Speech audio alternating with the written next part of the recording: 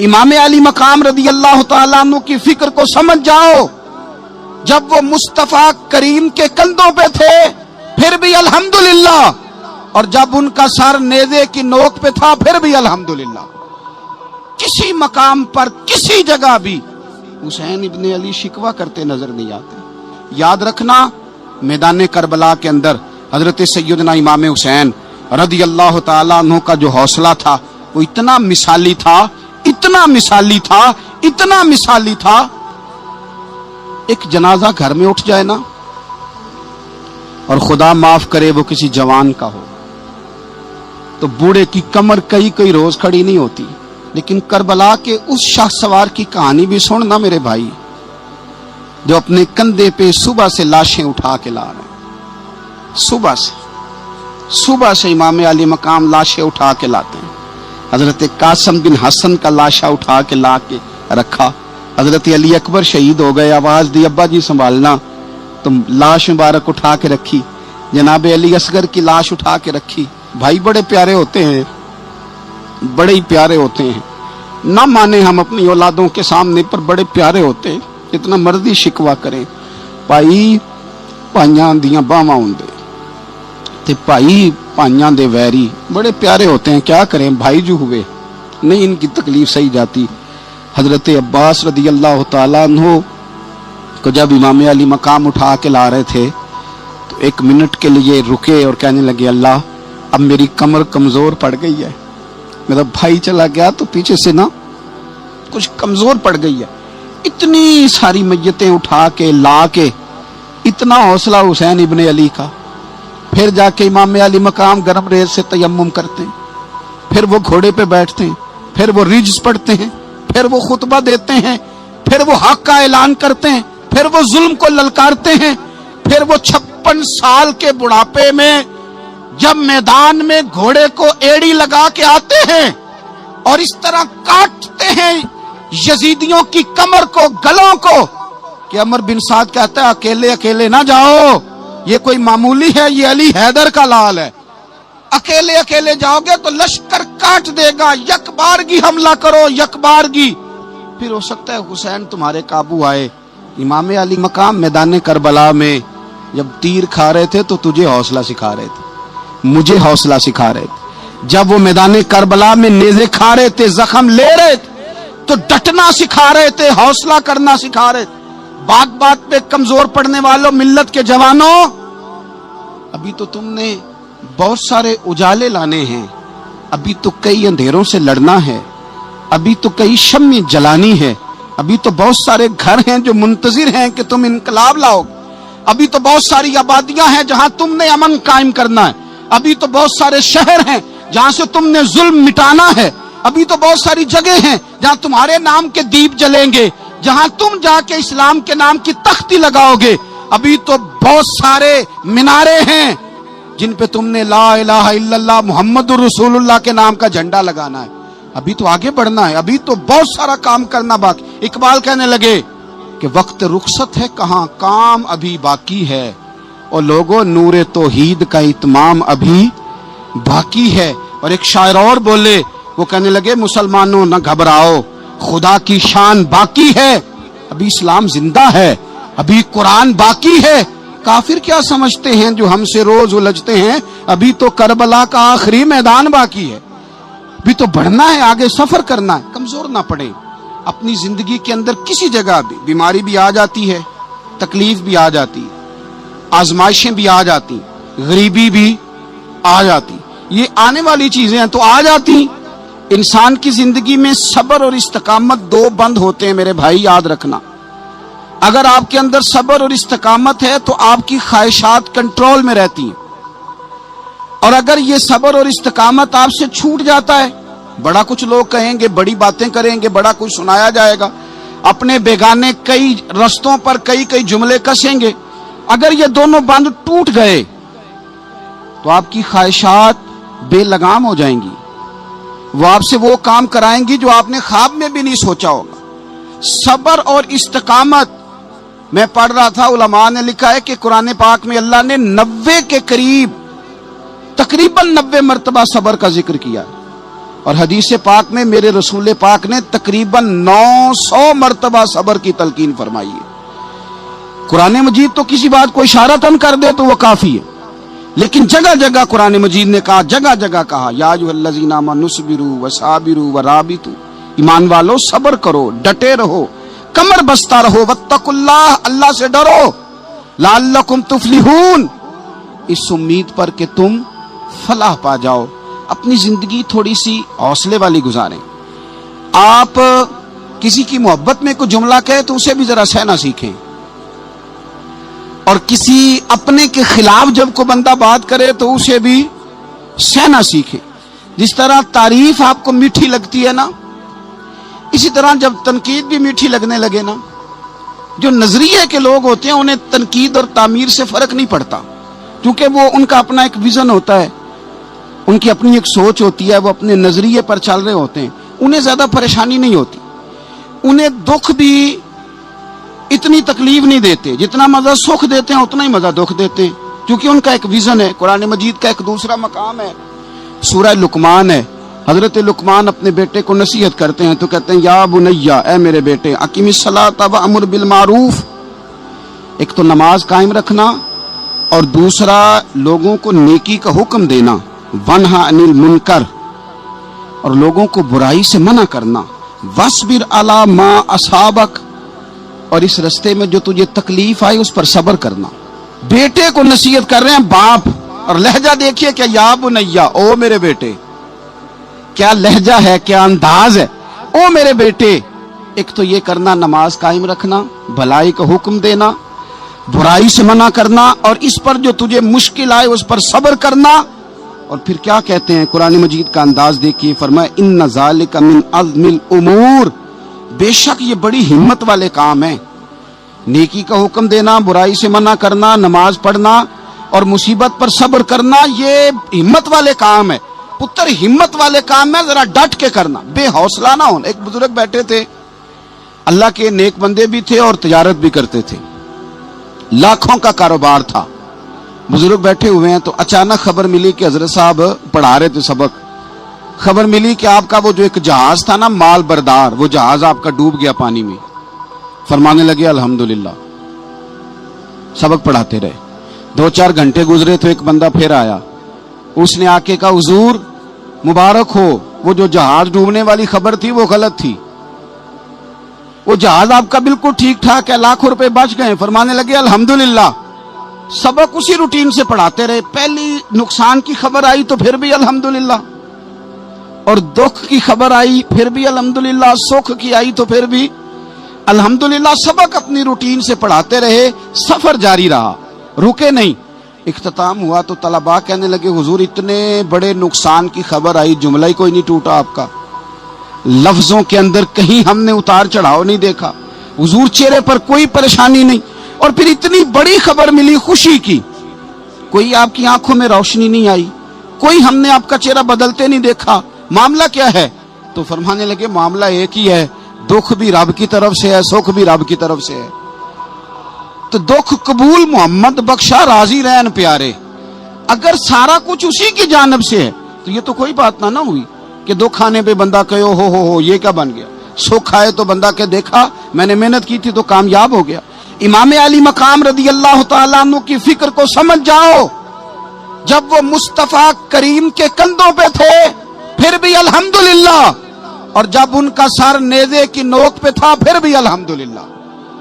کسی مقام پر کسی جگہ بھی حسین ابن علی شکوہ کرتے نظر نہیں آتے، سیدنا امام علی مقام ہر مقام پہ کہتے ہیں الحمدللہ الحمدللہ الحمدللہ۔ جب تک وہ مسجد نبوی کے منبر پر جلوہ فراز تھے، اور جب تک زمانہ ہاتھ باندھے ان کے سامنے کھڑا تھا پھر بھی الحمدللہ، اور جب ان کے بچوں کے ہاتھوں میں ظالموں نے زنجیریں ڈال دیں تو پھر بھی الحمدللہ، جب تک سورج چاند بھی سیدہ زینب کے گھر کے قریب سے گزرتے تھے تو ذرا تھوڑی نظر ہٹا کے گزرتے تھے، مالک پھر بھی الحمدللہ۔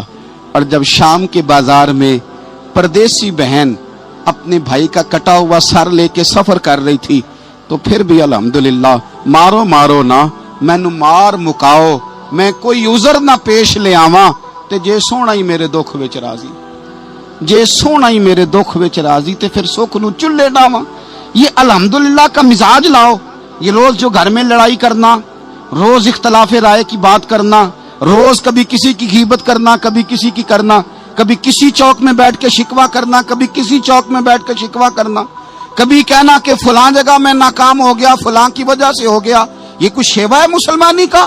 مسلمان ہر حال میں اللہ کی تسبیح پڑھتا ہے، مسلمان ہر حال میں اپنے رب کو یاد کرتا ہے۔ وہ کہتا ہے بہار ہو کہ خزاں لا الہ الا اللہ، خودی کا سر نہا لا الہ الا اللہ، خودی کا تیغ فساں لا الہ الا اللہ۔ اور اگرچہ بت ہیں جماعت کی آستینوں میں، اگرچہ بت ہیں جماعت کی آستینوں میں، پر میری مجبوری ہے نا، مجھے ہے حکم اذاں لا الہ الا اللہ۔ اپنی ڈیوٹی کرتا ہے وہ اپنے کام لگا رہتا ہے۔ آپ کبھی پلٹ کر میرے رسول پاک صلی اللہ تعالی علیہ وسلم کی خوبصورت زندگی کو دیکھیں نا، خوبصورت زندگی کو۔ میں کیا کروں، ہمارے مزاجوں میں باتیں ایسی آتی جا رہی ہیں، ہم انتظار کرنے کو تیار ہی نہیں۔ ابھی محنت کیا تو شام کو رزلٹ آنا چاہیے۔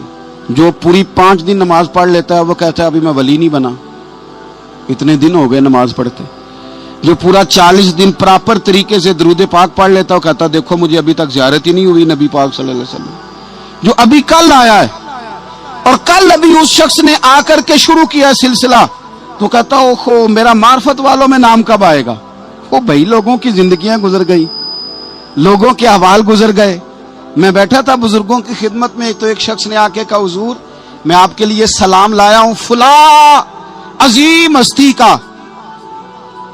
تو حضرت صاحب نے اس کو تھپکی دی، فرمانے لگے پتر میں انہیں جوگا نہیں، تینوں کوئی پلیکھا لگ گیا ہے، میں بدکار پرانا خادم، او میں نہیں اس قابل یار، یہ تجھے غلطی لگ گئی ہے، مجھے تو اپنے اعمال کا پتہ ہے، میں موجود تھا اور صاحب علم و فضل بندے کے پاس تھا۔ کہنے لگے پتر میں نہیں اس قابل، مہربانی کرنا تو میرے لیے دعا کر، اللہ تعالیٰ میرے اوپر رحمت کر دے اور کوئی رستہ کھل جائے۔ اور سجنوں سنو، حضرت عمر فاروق جیسا بندہ میرے رسول پاک صلی اللہ علیہ وسلم کے غلاموں میں مولا علی شیر خدا کا مرتبہ کون جان سکتا ہے؟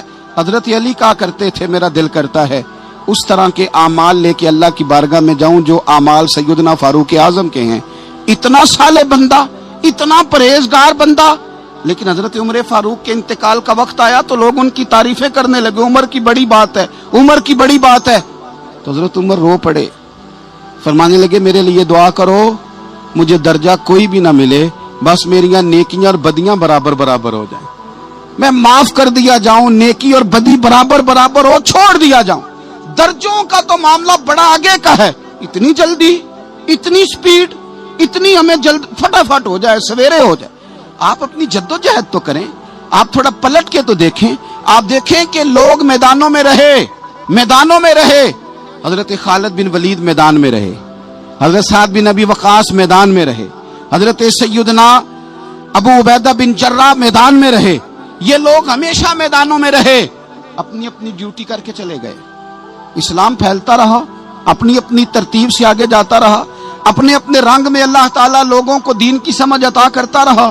جلدی بڑی ہے، بہت جلدی ہے، شارٹ دروازہ چاہیے، صبر ہی کوئی نہیں، استقامت ہی کوئی نہیں، فٹافٹ ہو جائے۔ بہت سارے لوگ آ کے کہتے ہیں حضرت صاحب نماز تو پڑھنے لگا ہوں، روزہ تو رکھنے لگا ہوں، داڑھی بھی میں نے رکھ لی ہے اور آپ کے پاس بھی آتا ہوں، اب کوئی نگاہ کر دینا۔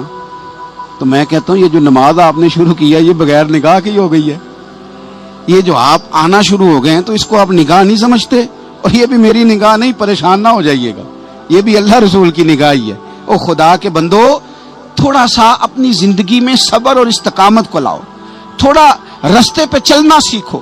اور میں آپ کو ایک بات عرض کروں، ہمارے صوفیاء نے ایک باریک نقطہ بھی بیان کیا، وہ کہتے ہیں یہ جو وصال ہے نا، وصال یہ تو اختتام ہے، ملاقات تو فنا ہے، جو مل گیا وہ تو گیا، جس کی ملاقات ہو گئی وہ تو گئے تھے نا جناب موسیٰ ملنے، پھر کیا ہوا تھا؟ جس کی ملاقات ہو گئی وہ تو گیا۔ اصل کام کیا ہے؟ اصل کام اس کے رستے میں رہنا ہے، اصل کام تو یہ ہے کہ تو اس رستے پہ ہے کہ نہیں جس رستے پہ تجھے کھڑا کیا تھا، ان راہوں کا تو مسافر ہے کہ نہیں، تو نقش قدم تلاش کر، نقش قدم۔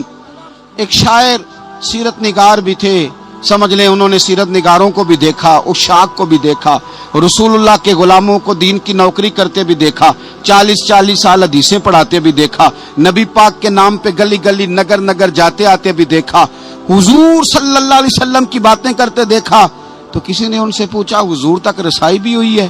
تو وہ سرکار کی بارگاہ میں مخاطب ہو کے کہنے لگے تیری معراج کہ تو جانے کہاں تک پہنچا۔ یا رسول اللہ معراج کی رات آپ کہاں تک گئے؟ کوئی پتہ نہیں۔ کہنے لگے وہ تیری معراج کہ تو جانے کہاں تک پہنچا، اور میری معراج کہ میں تیرے خاک قدم تک پہنچا۔ میرے لیے تو اتنا کافی ہے کہ محبوب وہ جو تیرے قدموں سے کبھی گرد لگتی تھی مدینے کی، اگر میں وہاں تک چلا جاؤں تو میری تو معراج ہو گئی، میرا تو معاملہ حل ہو گیا، میں یہاں تک آ گیا تو ختم ہو گئی بات۔ تھوڑا سفر کریں۔ ایک تو یہ دیکھیں آپ کہ آپ کتنے بھی بڑے ہیں، کتنے بھی عظیم ہیں، کتنے بھی لائق ہیں، کتنے بھی نیک ہیں، پھر بھی آزمائش زندگی کا حسن ہے۔ میں مسافر ہوں، کوئی زندگی کے 11-12 سال ہو گئے ہیں مجھے سڑکوں پہ وقت گزارتے، تو میں بہت سارے لوگوں سے میں نے بڑا کچھ سیکھا ہے، میری جو گاڑی چلانے والے لوگ ہیں ان سے بھی میں نے بڑا کچھ سیکھا ہے۔ ایک میرا دوست تھا تو میں نے اس سے کہا کہ میرا خیال ہے موٹر وے پہ آپ کو گاڑی چڑھا دی جائے تو آپ کے لیے آسان ہے۔ تو کہنے لگا پیر صاحب ہے موٹر وے اوکھی جے چلانی۔ میں نے کہا وہ کس طرح؟ وہ کہنے لگے کہ موٹر وے پہ نا گاڑی چونکہ نہ کوئی سپیڈ بریکر ہے، نہ موٹر وے پہ کوئی چنگچی والا آگے آتا ہے، نہ زیادہ رش ہوتا ہے، تو سیدھی سیدھی چلاتے رہتے ہیں تو نیند آنے لگ جاتی ہے۔ اگر بار بار آئے نا سپیڈ بریکر اور بار بار بریک لگے تو آنکھ ذرا کھلی رہتی ہے۔ تو مجھے مسئلہ سمجھ میں آ گیا۔ میں نے کہا اس کا مطلب یہ ہے، اس کا معنی یہ ہے کہ جن کی زندگی بالکل سکھوں میں گزرتی رہتی ہے نا، آرام پسند ہو جاتے ہیں۔ جن کی زندگی بالکل آسانیوں میں بیتی ہے وہ آرام پسند ہو جاتے ہیں۔ اور اگر کبھی کبھی سپیڈ بریکر بھی آئے، کبھی کوئی دکھ بھی دیکھنا پڑے، کبھی کوئی اپنوں بیگانوں کی بات بھی سننی پڑے، کبھی کوئی قریب آتا دور جاتا دکھائی بھی دے، کبھی کوئی بیماری تندرستی، یہ حالات بدلتے رہیں، دن تبدیل ہوتے رہیں، تو پھر لطف بڑا آتا ہے، پھر مزہ بڑا آتا ہے۔ میرے عزیز زندگی کے اندر دیکھو، کائنات میں سب سے زیادہ محبوبیت میرے رسول پاک کی ہے۔ میرے نبی پاک صلی اللہ علیہ وسلم کی زلف کی بات بھی میرا رب کرتا ہے، حضور کی آنکھوں کی بات بھی میرا رب کرتا ہے، حضور سید عالم کے چہرہ والضحیٰ کی بات بھی کرتا ہے، زلف واللیل کی بات بھی اللہ کرتا ہے۔ میرا رب رسول پاک صلی اللہ علیہ وسلم کے سینہ علم نشرہ کی بات بھی کرتا ہے، پیشانی والفجر کی بات بھی کرتا ہے، حضور کی آنکھیں ما زاغ البصر کی بات بھی کرتا ہے۔ اتنی محبوبیت کہ رسول پاک چلیں تو اللہ اس کی بات بھی کرے، ہجرت کریں تو اس کی بات بھی کرے، جس شہر میں حضور رہیں اس کی قسم اٹھائے۔ اور حال پتہ کیا ہے کہ محبوب پیدا نہیں ہوئے تو باپ چلے گئے، ابھی عمر چھوٹی تھی، ماں کی کھل کے زیارت ہونا تھی کہ اماں بھی چلی گئیں، دادا کندھوں پہ کھلایا کرتے تھے، تو تاریخ کہتی ہے کہ دادا کا جنازہ اٹھا تو پیچھے پیچھے حضور بھی آنسو بہا رہے تھے۔ ایک وفادار بیوی ملی تو اپنے وقت پہ سیدہ خدیجہ بھی چلی گئی، ایک ٹائم آیا تو جناب ابو طالب بھی رخصت ہو گئے، مکے سے حضور کو اتنا پیار تھا وہ چھوڑنا پڑا، صادق اور امین کہنے والوں نے حضور کی دعوت کو قبول کرنے سے انکار کر دیا، تو رسول کریم نے اپنی پیشانی پر کسی قسم کا کوئی شکن نہیں آنے دیا۔ رسول پاک مدینے آئے تو لوگ تلواریں لے کے بدر میں آ گئے لڑنے، شہید کرنے، حضور وہاں بھی کوئی پریشان نہیں ہوتے۔ میدان احد آیا تو نبی پاک نے اپنے چچا کو کٹے ہوئے وجود میں دیکھا، نکلی ہوئی آنکھوں میں دیکھا، کٹے ہوئے ہونٹوں میں دیکھا، کسی جگہ میرے رسول پاک صلی اللہ تعالی علیہ وسلم شکوہ کرتے دکھائی نہیں دیتے۔ حضور کی وہ بیوی سیدہ عائشہ صدیقہ رضی اللہ تعالیٰ عنہ، جن کی پاکی کا رب بیان کرے، ان پر منافقین نے الزام لگا دیا، اتنے پاک گھرانے پر لوگوں نے انگلی اٹھائی، میرے رسول نے آنسو بہائے، پر کسی جگہ حضور پریشان ہوتے دکھائی نہیں دیے۔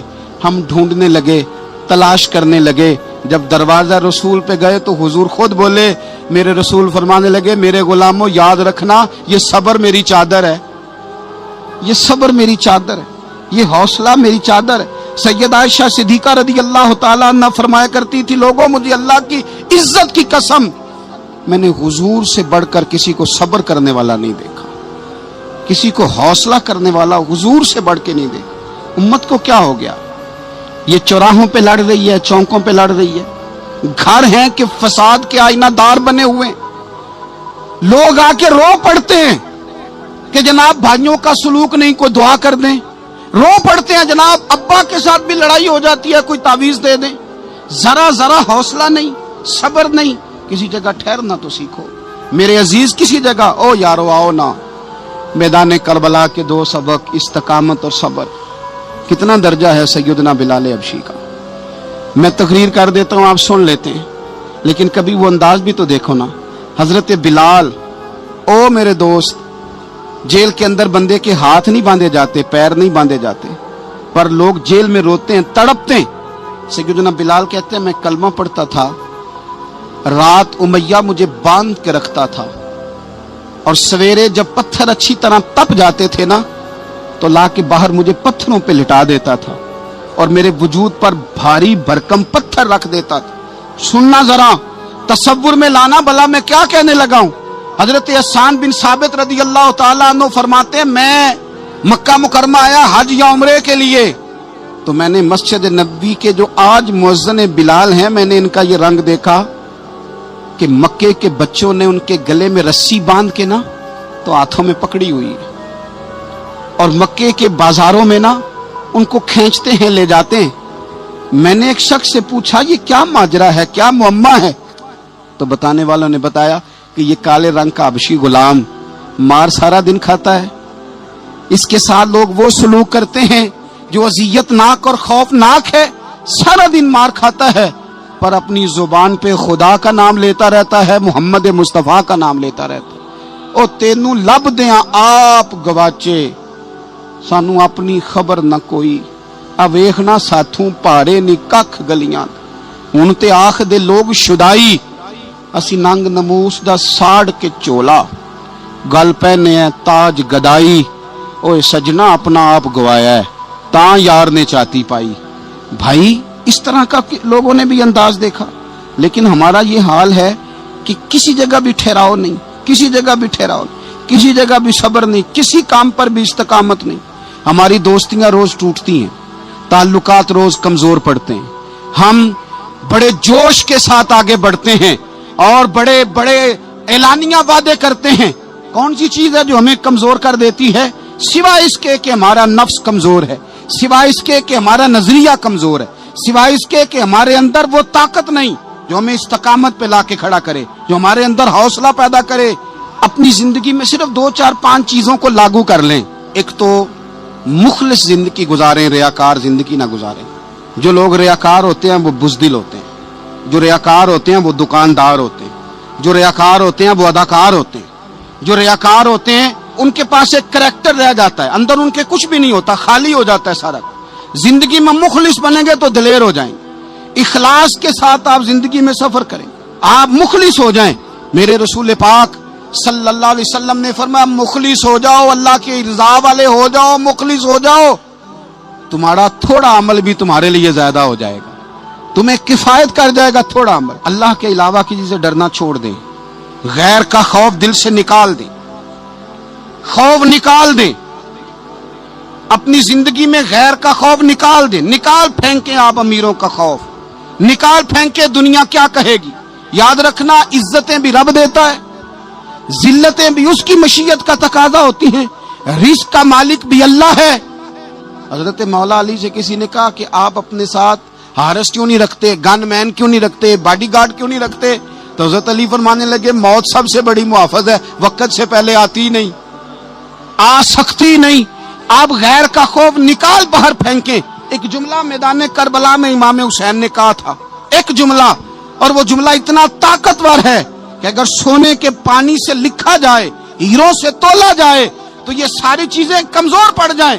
امام علی مقام میدان کربلا میں جب گھوڑے پہ سوار ہوئے، اللہ اکبر کہہ کے میدان میں آئے اور آپ نے یزیدیوں سے کہا کہ تم ظالم ہو، جابر ہو، فاسق ہو، اطاعت تمہاری نہیں قبول کی جائے گی، اب بتاؤ لڑنا ہے کہ کیا کرنا ہے؟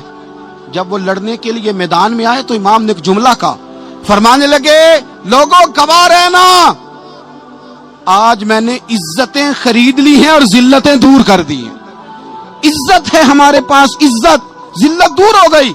اگر اس کے ظلم سے چھپ کے بیٹھ جاتے، اگر ان تلواروں کے سامنے کمزور پڑ جاتے، اگر اس بڑے لشکر کو پیٹھ دکھا دیتے تو یہ عزت والا معاملہ لوگوں ہم نے عزتوں کا سودا کیا، ہم نے ذلتیں بھگا دی، ہم نے وہی سودا کیا جو ہمارے اجداد کا طریقہ تھا، جو ہمارے اسلاف کا طریقہ تھا، جو طریقہ ہم نے علی المرتضیٰ سے سیکھا تھا اور نبی مصطفیٰ سے سیکھا تھا، وہ طریقہ ہم نے کر دکھایا۔ اللہ کے غیر کا خوف نکال پھینکے زندگی۔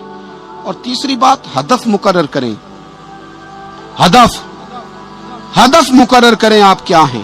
آپ دین کے دائی ہیں، آپ دین کے مبلغ ہیں، آپ دین کو مالی سپورٹ کرنے والے ہیں، آپ اخلاقی سپورٹ کرنے والے ہیں، آپ ایک تاجر ہیں، آپ کس طرح کر کے میدان میں ہیں؟ آپ ایک ویلفیئر شخصیت ہیں، لوگوں کا بھلا کرنے والے، آپ کیا ہیں؟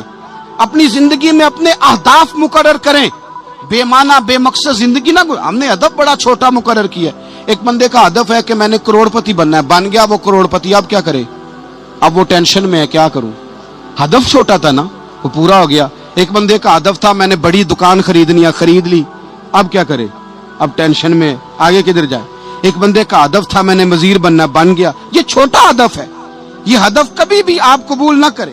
ایک ہدف وہ تھا جو یزید نے اختیار کیا کہ مجھے حکومت پہ بیٹھنا ہے۔ ایک ہدف وہ تھا جو عبید اللہ ابن زیاد کا تھا کہ مجھے گورنر بننا ہے۔ ایک ہدف وہ تھا جو عمر بن سعد کا تھا کہ مجھے رے کی حکومت لینی ہے۔ یہ ان لوگوں کے ہدف تھے۔ اور ایک ہدف حسین ابن علی کا تھا، امام علی مقام کا تھا کہ مجھے جبر کے سامنے ڈٹنا ہے، ظلم کے سامنے ڈٹنا ہے۔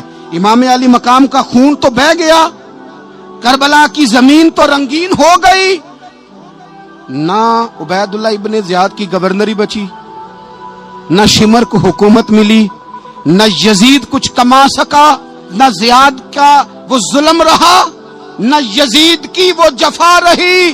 جو رہا تو نام حسین کا، جو رہا تو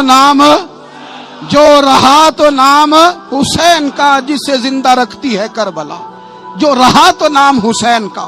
چھوٹے اہداف نہ مقرر کرو۔ یہ کیا بات ہوئی؟ ایک کاؤنسلری پہ سارا کچھ ہار دینا، ایک بچے کے میڈیکل کالج کے داخلے پہ سارا کچھ ہار دینا، ایک ہلکی چیز سفارش پہ سارا کچھ ہار جانا، ایک بڑے آدمی کے نام فوٹو آ گئی اور تو سارا کچھ ہار کے بیٹھ گیا۔ نہ، اپنی قیمت تھوڑی نہ لگا، جگہ جگہ نہ بکا کر، جگہ جگہ نہ بکا کر، جگہ جگہ نہ اپنے آپ کو سیل کیا کر۔ ہمارے سودے ہو گئے، ہمیں حضور نے خرید لیا، مدینے کی گلی میں سودا ہو گیا۔ سودا کس نام پہ ہوا؟ کس نام پہ ہوا؟ ہم نے صرف اتنا کہا کہ یا رسول اللہ میدان محشر کہہ دینا کہ وہ دیکھو ہمارا غلام آ رہا ہے۔ بس اتنی سی بات پہ سودا ہوا، بک گئے، طے کر لیا، اس کو معراج سمجھا۔ بھائی کمزور کیسے پڑ گئے ہم؟ کس مقام پہ کمزور پڑ گئے؟ کہاں جا کے ہمارے اندر کمزوری آئی؟ استقامت، صبر، حوصلہ، ڈٹنا، مضبوط ہونا۔ ہم نا سوشل میڈیا دیکھ کے رائے قائم کرتے ہیں، آج کل یہ ہو رہا ہے تو لہذا اب بھی یہ کر دیں، کل وہ ہو رہا ہے تو لہذا اب بھی وہ کر دیں۔ ہمارا نظریہ کتاب و سنت ہے، ہمارا نظریہ وہ ٹرینڈ نہیں جو آج کل فلانی جگہ پہ چل رہا ہے۔ ہمارا نظریہ ہمارے بزرگوں کے 1400 سالہ نظریات ہیں۔ آپ 4 5 6 خبریں دیکھ کے نظریہ نہ بنایا کریں، نظریہ اللہ کی کتاب دیکھ کے بنائیں، رسول اللہ کا فرمان دیکھ کے بنائیں۔ 5 7 10 20 اینکر جہاں آپ کو لے کے جائیں وہ والا ذہن نہ بنائیں، ذہن وہ بنائیں جو ذہن ہمیں سیدنا امام حسین نے عطا فرمایا ہے۔ اپنی زندگی میں ایک تو اخلاص لائیں، اللہ کے غیر کا خوف نکالیں، ہدف مقرر کریں اور مزاج جد و جہد والا بنائیں، جد و جہد والا۔ میرے حضرت صاحب، میرے تاج الشریعہ، میرے شیخ، میرے مربی، میرے محسن، سرمایہ حیات، میری آنکھوں میں بھی وہ جلوہ ہے کہ میں نے ان کو دیکھا ہے، انہوں نے اپنی زندگی ایک کونے سے شروع کی، پوری دنیا کا انہوں نے سفر کیا۔ انہیں پتا تھا کہ بریلی شریف میں لاکھوں لوگ آتے ہیں، یہاں عرس ہوتے ہیں، لیکن ان کی ایک وصیت ہے، وہ بہت ساری جگہ آڈیو ریکارڈنگ بھی اس کی موجود ہے۔ حضرت نے فرمایا تھا میں زندگی میں رسول اللہ کے دین کے لیے نکلا ہوا ہوں، میں جگہ جگہ سفر کرتا رہتا ہوں، میری وصیت ہے اس رستے میں اگر کہیں میرا آخری وقت آئے تو مجھے بریلی شریف نہ لے کے جانا، اسی راہ میں مجھے دفن کر دینا، اسی راہ میں اسی جگہ دفن کر دینا، میں چاہتا ہوں اسی راہ پہ دفن ہو جاؤں، اسی جگہ۔ عدم سے لائی ہے ہستی میں آرزو رسول، دیکھو ہمیں کہاں کہاں لیے پھرتی ہے جستجو رسول، کہاں کہاں لیے پھرتی ہے جستجو رسول، اور میں اپنی حیاتی تو قربان تھی وہاں۔ دیکھو محمد پکیندے گزر گئی، احد نال احمد صدیندے گزر گئی۔ کہا کہ اسی رستے میں یعنی رستہ ہو، اور جب آخری وقت کا اعلان ہو تو لوگ کہیں کہ وہ تو حضور کے دین کی بات بتانے گیا تھا، اور کوئی کہے وہ تو ابھی رسول اللہ کے دین سنا کے گیا تھا، اور کوئی کہے کہ اس نے تو کل بھی وعدہ کیا تھا کہ وہ آئے گا اور حضور کی بات سنائے گا۔ عدم سے لائی ہے نا ہستی میں ہمیں آرزو رسول، لوگوں دیکھو نا ہمیں کہاں کہاں لیے پھرتی ہے جستجو رسول۔ پھر عجب ہی نظارہ ہو میدان حشر میں بے دم کہ سب ہوں پیش خدا، اور میں روبرو رسول۔ اپنی زندگی میں اہداف مقرر کریں لوگوں۔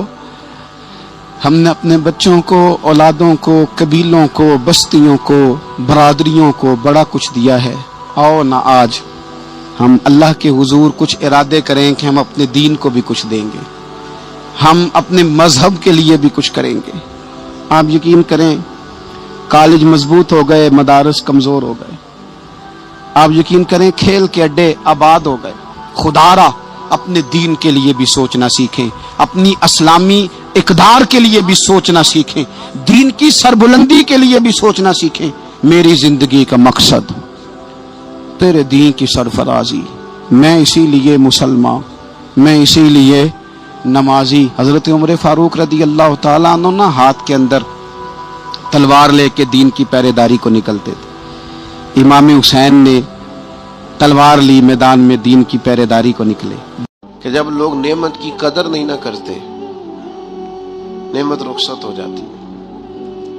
نبی کریم صلی اللہ تعالی علیہ وسلم گھر تشریف لائے تو روٹی کا ایک ٹکڑا پڑا ہوا تھا زمین پر، تو حضور نے اٹھا کے فرمایا عائشہ اس کی قدر کرو، یہ جس گھر سے ناراض ہو جائے لوٹ کر نہیں آیا کرتے۔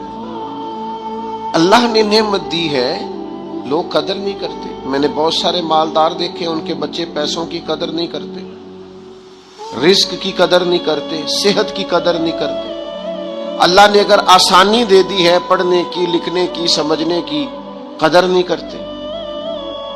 یہاں تک کہ کچھ لوگوں کو رب کے بندے میسر آتے ہیں، خیر سیکھنے کا موقع ملتا ہے پر بے قدرہ نے قدر نہ کیتی تے کیتی خوب تسلی ہو، دنیا دار پجاری زر دے کتیاں دے گل ٹلی ہو، بک بک روشن اکھیاں تکیو ویک حویلی کلی ہو، کوچ نصیر اساں جدوں کیتی پہ جانی تھر تھلی ہو۔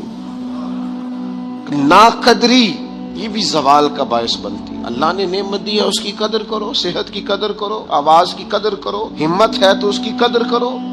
نعمت کی قدر نہیں کرتے لوگ۔ پیسے سے پیار کرنا اور ہے، اللہ کے دیے ہوئے رزق کی قدر کرنا یہ اور ہے۔ ہم نا قدرے ہو جاتے ہیں، بہت ساری چیزیں ہماری بغیر محنت کے ہمیں ملی ہوئی ہوتی ہیں تو ہم اس کا احساس نہیں کرتے۔ کبھی اس جگہ کھڑے ہو کے سوچو جہاں وہ شخص کھڑا ہے جس کے پاس وہ نعمت موجود نہیں ہے۔ میں گاڑی میں سفر کر رہا تھا، بچہ میرے ساتھ گاڑی چلا رہا تھا، تو 2-4 دیہاتی لوگ گاڑی کے آگے وہ سڑک پہ کھڑے تھے، تو اب سمجھ نہیں آ رہی تھی کہ یہ آگے کی طرف جانا چاہ رہے ہیں کہ پیچھے کی طرف آنا چاہ رہے ہیں۔ تو اس بچے نے سخت لفظ کہے کہ یار حد ہو گئی ہے، لوگوں کو سڑک کراس کرنے کی بھی عقل نہیں۔ میں نے کہا پتر یہ مقام شکر تھا، میں نے بسوں پہ سفر کیا ہے، مجھے اس کی تکلیف کا پتہ ہے۔ آپ کے نیچے گاڑی ہے اور آپ کو صرف 2 منٹ رکنا ہے کہ یہ گزر جائیں اور آپ اسی پر ہی پریشان ہیں۔ آپ ان کو گزر جانے دیں، آپ بریک لگا لیں، یہ آگے جائیں یا پیچھے جائیں، ٹائم دیں، قدر کریں۔ اگر اللہ نے نعمت دی ہے اسے ذاتی حق نہ سمجھیں۔ ایک تو ناقدری زوال نعمت کا باعث بنتی ہے، پھر ناشکری، جب لوگ شکر نہیں نہ کرتے پھر نعمتیں چلی جاتی ہیں۔ لَإِن شَكَرْتُمْ لَأَزِيدَنَّكُمْ، اگر تم شکر کرو گے تو میں نعمتوں میں اضافہ کر دوں گا۔ اور رب فرماتا ہے وَلَئِن كَفَرْتُمْ إِنَّ عَذَابِي لَشَدِيدٌ، اگر تم نے کفران نعمت کیا تو میرا عذاب بھی بڑا سخت ہے۔ تو اس عذاب کا ایک معنی یہ بھی علماء نے کیا ہے کہ وہ نعمت تم سے چلی جائے گی اگر شکر نہیں کرو۔ کفران نعمت کرو گے، ناشکری کرو گے، وہ نعمت رخصت ہو جائے گی۔ بہت سارے لوگ ہیں قدر ہی نہیں کرتے۔ جہاں بھی آپ ہیں، جس مقام پر بھی ہیں، جہاں بھی ہیں، آپ کا سینہ ہر وقت چوڑا ہونا چاہیے۔ میں اپنے دوستوں کو سمجھانے کے لیے کہا کرتا ہوں کہ میں ناز سے کہتا ہوں جس طرح کے استاد مجھے ملے ہیں دنیا میں کسی کو نہیں ملے، اور جس طرح کے ماں باپ مجھے ملے ہیں میرا خیال ہے شاید کسی کو نہ ملے ہوں، اور پھر اس کے بعد جس طرح کے دوست، شاگرد، مرید، پیار کرنے والے، کہ دیکھو نا دوستوں کو جگہ نہیں ملی، کھڑے ہیں یہاں پہ۔ تو میں پھر کبھی کبھی ناز سے کہا کرتا ہوں خدا جانے بلندی ہے کہ پستی، پر جہاں میں ہوں وہاں کوئی نہیں ہے۔ آپ جہاں ہیں، جس مقام پر ہیں، آپ کی طبیعت شکر کے اندر ڈھلی ہوئی ہو۔ ایک ہمارے ہاں بچہ پڑھا کرتا تھا تو اچھے کھاتے پیتے گھر کا تھا، تو ہر وقت کی لڑائی، فلانی چیز نہیں ملی، فلانی چیز نہیں ملی، ہر وقت کا رٹا۔ تو مدرسے میں بچے کام لگے ہوئے تھے، تو ہماری مسجد کی نا، چھوٹی مسجد کی کھڑکیوں سے مدرسہ نظر آتا ہے۔ میں نے اسے کہا پتر وہ دیکھ ذرا کیا ہونے لگا ہے۔ تو مزدور نے پونا کھولا، دوپہر کا ٹائم تھا، پھر اس نے ہاتھ دھوئے، پونا کھولا، پانی رکھا، پھر وہ چھوٹا سا توڑا تھا سیمٹ والا، وہ بچھا کے اس پر وہ بیٹھ گیا۔ پھر اس نے جب وہ کھولا نا پونا، تو اس میں سے جو روٹی تھی وہ کافی ساری، اچار وغیرہ، سالن، وہ کچھ پونے کو بھی لگ گیا تھا۔ پھر اس نے جس شوق سے بسم اللہ پڑھی ہے نا، اور جس مزے سے روٹی کھائی ہے نا اس نے، اور پھر اسے اس کا تلفظ نہیں ٹھیک ہوگا، پر لفظ تاثیر سے بنتے ہیں، تلفظ سے نہیں۔ ہو سکتا ہے اسے سیکھنے کی ضرورت ہو، لیکن اس نے جب وہ کھا کے ہاتھ اٹھائے نا، اور کپڑے سارے مزدوری سے بھرے ہوئے، اور جس ذوق سے اس نے آسمان کی طرف دیکھا، میں نے کہا پتر اس کو رزق کھانا کہتے ہیں اور اس کو شکر کرنا کہتے ہیں۔ یہ لائن لگی ہوئی ہے کھانے پینے والی چیزوں کی، اور میں نہیں کھانی، تو میں نہیں کھانی، تو یہ میری پسند کی نہیں ہے، تو یہ میرے ابا جی کہا کرتے تھے بھوک لگی ہوئے تے ہر شے دا سواد ہے، تے نہ لگی ہوئے تے مڑ نخرے نے۔ نہ قدری اور نہ شکری یہ زوال نعمت کا باعث بنتی۔ کبھی نہ شکری نہ کریں، جو چیز ہے اس پر خدا کا ڈھیروں ڈھیر شکر ادا کریں، اور ہر حال میں شکر ادا کریں۔ کہیں مالک نے جو مجھے دیا ہے کرم ہی ہو گیا ہے، جو اللہ نے مجھے عطا کی ہے اس پر اس کی رحمت ہو گئی، فضل ہو گیا ہے۔ حضور علیہ السلام نے فرمایا 70,000 لوگ ہوں گے جنہیں رب حساب کے بغیر جنت عطا کر دے۔ فرشتے بھی حیران ہو کے پوچھیں گے او تم کون ہو، کوئی حساب کتاب ہی نہیں ہوا؟ وہ کہیں گے ہم وہ ہیں جو ہر حال میں اپنے رب کا شکر ادا کرتے۔ وجود ڈھلے، میں اپنے دوستوں سے کبھی کبھی کہتا ہوں میرا نا وجود ڈھلتا ہے۔ کبھی آپ نے موم بتی دیکھی ہے؟ اس کا وجود ڈھلتا ہے۔ تو ایک درویش نے کہا ہے وہ اس لیے ڈھلتا ہے کہ وہ سمجھتی ہے میرے اوپر روشنی ہے، اس روشنی کی وجہ سے وہ ڈھلتی جاتی ہے، ڈھلتی جو نعمت بڑی ہے، میرے اوپر نور ہے، لہذا وہ شکر میں ساری ڈھل جاتی ہے، ملیا میٹ ہو جاتی ہے۔ تو میں بھی کبھی کبھی دوستوں سے کہتا ہوں یار میرا وجود ڈھلتا ہے خدا کے شکر میں۔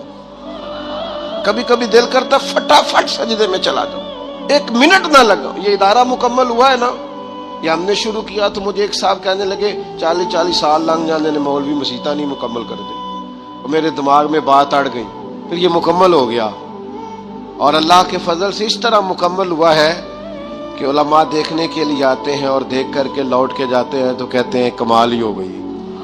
تو میں کہتا ہوں خدا جانے بلندی ہے کہ پستی، پر جہاں میں ہوں وہاں شکر کریں، زندگی میں شکر کا مزاج پیدا کریں، شکر کی، اور ہر حال میں کریں۔ 2 بجے رات کو ایک شخص سید ابو البرکات شاہ صاحب سے مسئلہ پوچھنے آ گیا تو ان کے بیٹے سید محمود احمد رضوی صاحب رحمۃ اللہ تعالی علیہ ناراض ہو گئے، کہنے لگے کوئی ٹائم ہے مسئلہ پوچھنے کا، سویرے نہیں پوچھ سکتے تھے؟ تو سید صاحب تھے نا، کہنے لگے محمود شکر نہیں ادا کرتے، کوئی اللہ کے رسول کے دین کی بات پوچھنے آیا، آپ مقام شکر پہ کھڑے ہو نا تو آپ کو زندگی سکون میں ملے گی۔ تیسری بات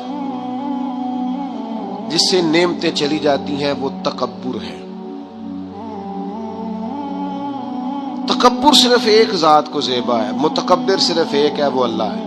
اللہ کی شان ہے کہ وہ متکبر ہے، پڑھا ہے نا سورہ حشر میں، اس کا ایک صفاتی نام یہ ہے کہ وہ کیوں؟ اس لیے کہ اسے بڑا ہی کوئی نہیں، سارے چھوٹے ہیں تو وہ اکبر ہے، تو ہم سے تو بڑے ہی بڑے ہیں نا، بلکہ میرے جیسے بندے سے تو سارے ہی بڑے ہیں نا۔ اب کرنا کیا ہے؟ عاجزی، نعمتیں ملے تو بندے میں عاجزی آئے، وہ یہ نہ کہتا پھر شکر ہے جی اللہ کا بڑا فضل ہے جی 300 بندے کو رمضان میں راشن بانٹتا ہوں، شکر ہے اللہ کا جی غریبوں کی مدد کرتا ہوں، میں نے جی ساری زندگی بہن بھائیوں کا بڑا، یہ شکر نہیں کر رہے آپ، یہ آپ بڑھوتری بیان کر رہے ہیں، تکبر نہیں۔ پھر سارے لوگ ہیں جن کے پاس پیسہ آیا رویہ بدل گیا، اقتدار آیا رویہ بدل گیا، 4 دن تازگی آئی رویہ بدل گیا، حالات بدل گئے۔ اگر آپ ناراض نہ ہوں تو جب تک دکھ تھے تسبیح بھی چل رہی تھی، جب تک تکلیف تھی سجدے بھی ہو رہے تھے، آسانی ہوئی ہے تو سب بھول گئے، یاد ہی نہیں رہا۔ میرے عزیزو یاد رکھنا کہ تکبر نہیں، اللہ کی نعمت پر کبھی تکبر نہیں، ہمیشہ عاجزی، جھک جانا۔ بڑی سادی مثال ہے اور سب کو یاد ہے، درخت کو پھل لگ جائے تو ٹہنیاں جھک جاتی ہیں، اور جھکنے کا مطلب یہ ہوتا ہے کہ پھل لگا ہوا ہے، اور اگر درخت کھڑا ہو ٹہنیاں بھی کھڑی ہوں اکڑی ہوئی ہوں تو اس کا مطلب یہ ہے کہ پھل کوئی نہیں۔ جو بندہ آپ کو جھکا ہوا ملے نا، عاجزی کرتا ملے، سمجھو پھلدار ہے۔ لیکن اگر تکبر ہی تکبر نظر آئے معاذ اللہ تو پھر اس کا معنی یہ ہے کہ اس نے اپنے آپ کو پھلدار نہیں سمجھا۔ قارون حضرت موسیٰ علیہ السلام کے زمانے کا مالدار ہے، لوگ رشک کرتے تھے اس کے پیسوں پر، اور ایسا مالدار کہ جس کے خزانوں کی چابیاں اونٹ اٹھایا کرتے تھے، پیسہ ہی پیسہ۔ حضرت موسیٰ علیہ السلام نے کہا زکوٰۃ دو، کہنے لگا اب آپ نے معاذ اللہ پیسے بھی لینے شروع کر دیے۔ یہ بڑا مسئلہ ہوتا ہے نا بعض لوگوں کو، تو بہت سارے لوگ اس کے آنے جانے پر رشک کرتے تھے، لیکن پھر تکبر کیا نا اس نے، نعمت پر شکر کی بجائے تکبر کیا نا، تو اللہ نے زمین کو حکم دیا، رب کریم نے اسے زمین میں مال اور خزانے سمیت دھسا دیا، زمین میں غرق ہو گیا۔ کیوں؟ کہ اللہ کی نعمت میں متکبر ہے۔ اگر عاجزی ہو جائے انکساری، تو یار روب اور دبدبا تو حضرت عمر کا تھا نا، 24 لاکھ مربع میل پہ حکومت تھی، دنیا ڈرتی تھی، امن تھا، عمر ہوتی تھی دنیا میں، اور عمر باغ میں کھڑے ہو کے کہتے تھے اچھا خطاب کا بیٹا اور امیر المومنین، اچھا اب تو امیر بن گیا ہے، یاد رکھنا، خود اپنے آپ سے خطاب کر، یاد رکھنا صحیح صحیح چلنا، ورنہ قیامت میں رب کا سامنا نہیں کر سکے گا تو۔ اپنے آپ سے خود احتسابی، تکبر سے نعمتیں چلی جاتی، زوال نعمت ہوتا ہے۔ ایک خاتون ہے بڑی نیک، تاریخ میں گزری ہیں، تو وہ کہتی ہیں کہ میں ایک جگہ بیاہی گئی، میری پہلی شادی ہوئی ایک جگہ پہ، تو دروازے پہ کوئی بھیک مانگنے والا آیا اور اس کی حالت بڑی خستہ تھی، تو میرے شوہر نے نا اسے ڈانٹ دیا۔ میں نے اپنے شوہر سے کہا اللہ کا ہم پر فضل ہے اور اس کی حالت بڑی پتلی ہے، لگتا ہے کئی دنوں سے روٹی نہیں کھائی، تو 4 پیسے دے دیں تو حرج کیا ہے؟ کہنے لگا قتل نہیں، میں نے منع کر دیا تو ختم ہو گئی بات۔